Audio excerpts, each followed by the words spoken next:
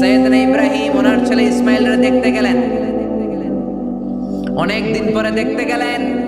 ওই দিন বাড়িতে সাইয়েদনা ইসমাইল বাড়িতে নাই, বনে গিয়েছে শিকার করার জন্য।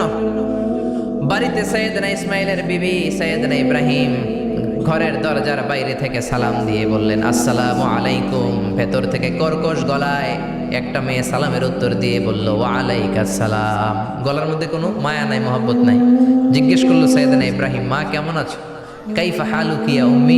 মেয়েটা কয়, বেশি সুবিধার না। তোমাদের খাওয়া দাওয়া কেমন চলে? ভালো না। তোমার জামাই কই? বনে গেছে। এবার মেয়েটা বলতেছে, আমনে কেডা? সাইয়েদনা ইব্রাহিম বলে, আমি কে চিনবা না? ইদা জা যাওজুকি মিনাল গাবা, স্বামী যখন বন থেকে ফিরবে, ফাকরাই আলাইহিস সালাম, তোমার স্বামীর একটা সালাম দিবা।